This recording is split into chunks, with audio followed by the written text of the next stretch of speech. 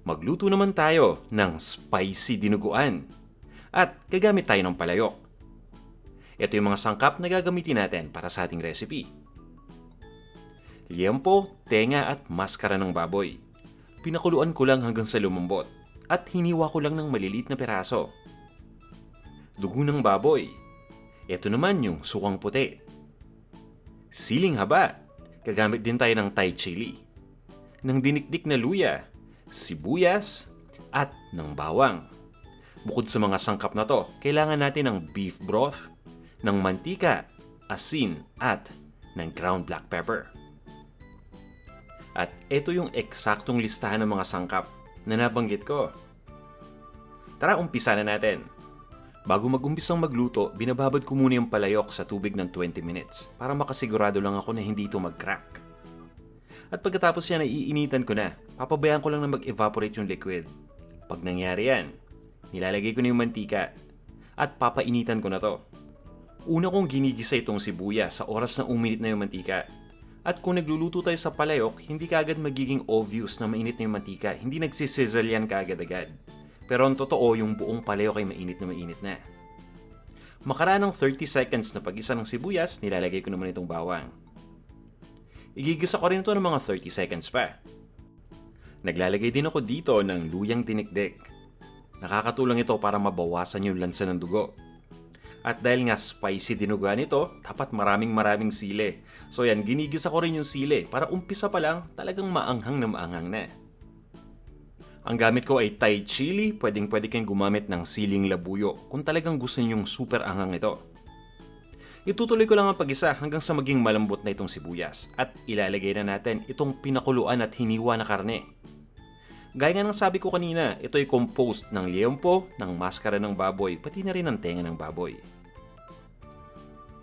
Pinakuluan ko lang ito sa luya at sa dahon ng laurel ng 1 oras. At hiniwa ko lang ng malilit na peraso. Itutuloy ko lang ang pag-isa ng mga 3 minuto pa.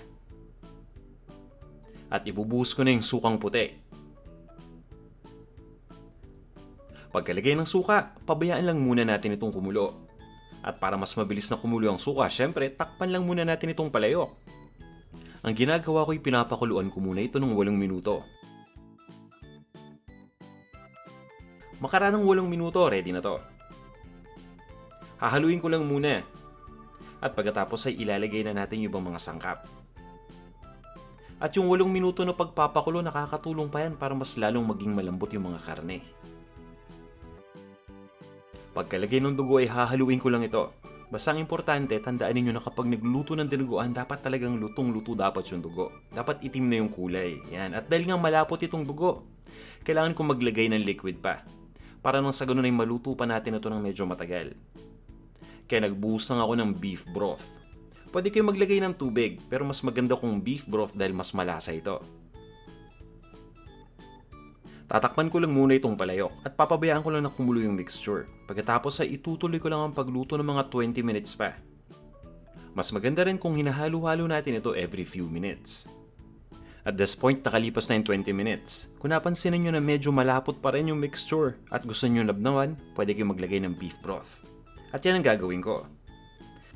So, ayan na yung beef broth at naglalagay din ako ng konting asukal para naman may tamis itong ating dish. Haluin lang muna natin ito. Yan, at eto na yung texture na gusto ko ma-achieve, no? So, tamang-tama na to para sa akin.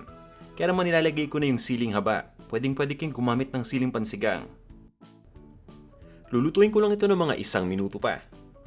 At makalipas ang 1 minuto, titimplahan ko lang ng asin, pati na rin ng ground black pepper. Hahaluin ko lang muna. Siguraduhin lang natin na na-distribute na mabuti itong asin pati yung paminta. At ready na to. Okay na okay itong pang-ulam at pwede rin pang merienda. Siyempre, sasamahan natin yan ng puto.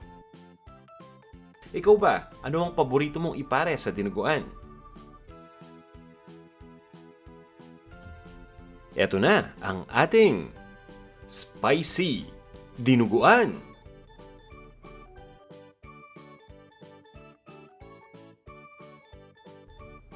Tara na, kain na tayo!